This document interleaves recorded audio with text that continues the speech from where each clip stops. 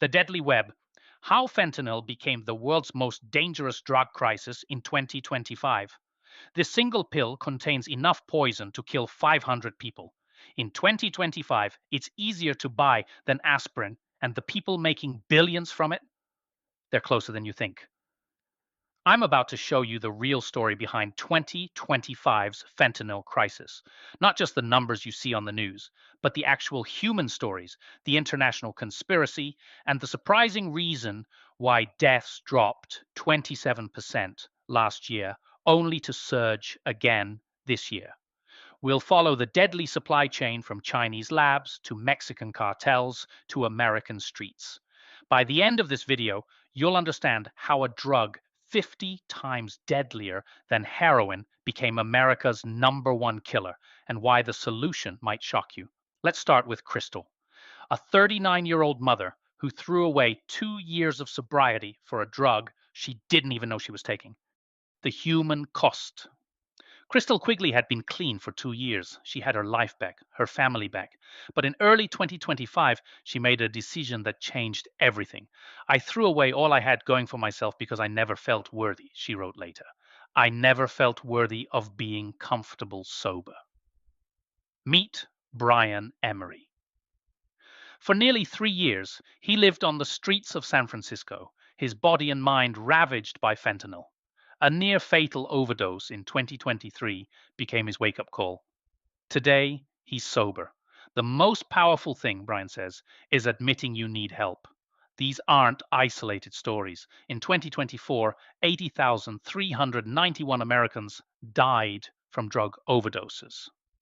That's down from 110,037 in 2023, the largest single year drop in decades.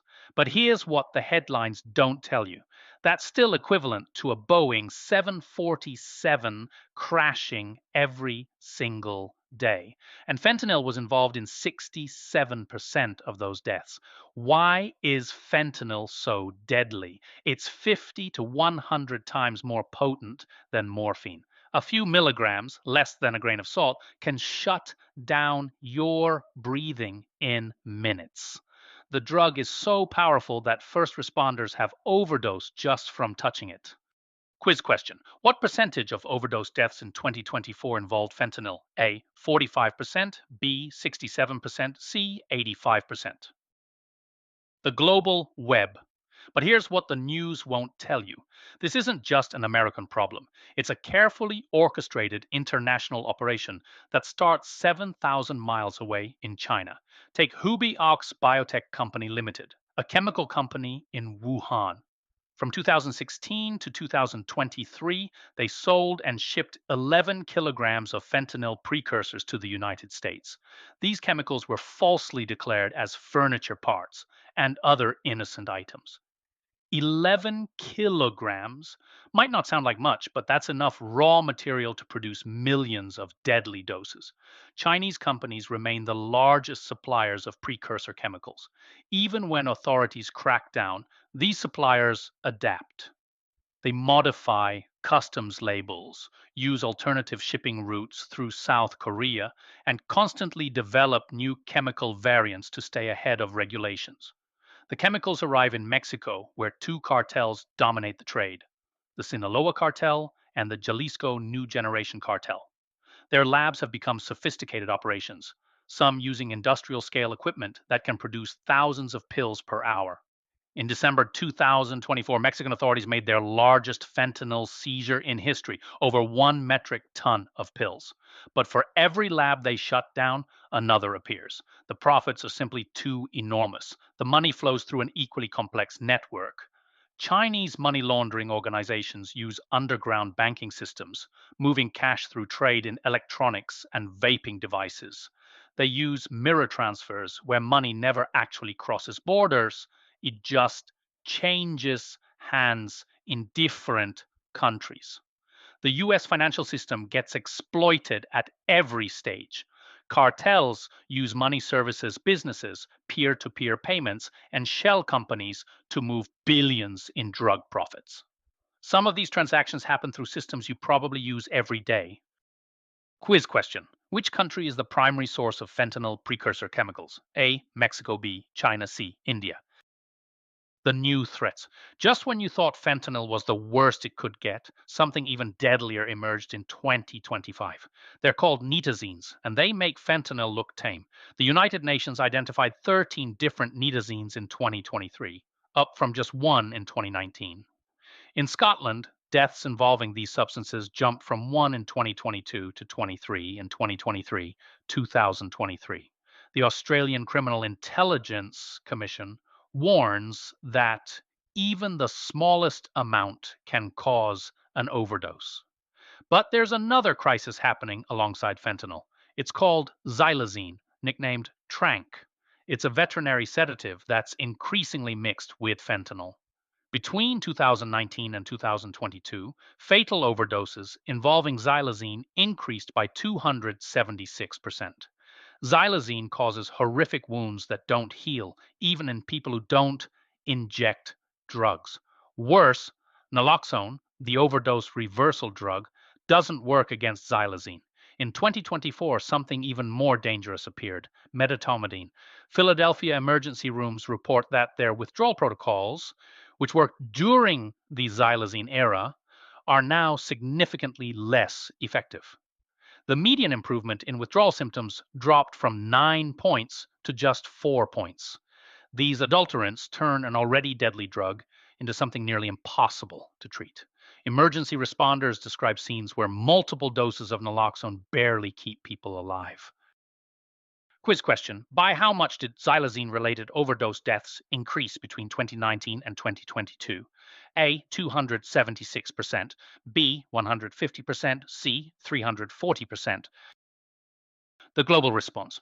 So, with drugs getting deadlier and more complex, what's actually being done to stop this? In June 2025, China announced stricter controls on two key fentanyl precursors, but Chinese officials maintain that America bears primary responsibility for the crisis, pointing to inadequate US regulations and prescription drug misuse. Mexico has dramatically increased enforcement under President Claudia Sheinbaum. Since October 2024, over 900 arrests have been made in Sinaloa. Mexican and U.S. authorities have shut down 13 drug labs operated by the Sinaloa cartel since January 2025. President Trump tried a different approach: tariffs. In February 2025, he imposed 25% tariffs on imports from Canada and Mexico and 10% on Chinese imports, claiming these countries weren't doing enough to stop fentanyl trafficking. But experts say tariff-based border controls are ineffective against synthetic drug supply chains. These networks are designed to be flexible and adaptive. They simply find new routes and methods when one pathway gets blocked. What has worked? The 27% drop in overdose deaths in 2024 came from multiple factors: increased naloxone availability, more people smoking drugs instead of injecting them, and better access to treatment programs. But early 2025 data shows deaths rising again, suggesting this progress might not last without sustained intervention. Quiz question. What percentage did US overdose deaths drop in 2024? A. 15%, B. 34%, C. 27%. Your call to action. Here's what we've learned today. The fentanyl crisis is evolving, not ending. International cooperation is essential but limited by political and economic interests. New threats like nitazenes and medetomidine are emerging faster than we can respond to them. But you're not powerless. Here's what you can do right now. Carry naloxone. You can get free kits at most pharmacies and community centers. Use fentanyl test strips before using any street drugs. Support evidence-based drug policy that focuses on treatment rather than punishment. If this crisis has affected you or someone you love, know that recovery is possible. Bryan's story and thousands of others prove that with the right support, people can rebuild their lives. If this video opened your eyes to what's really happening, hit that like button.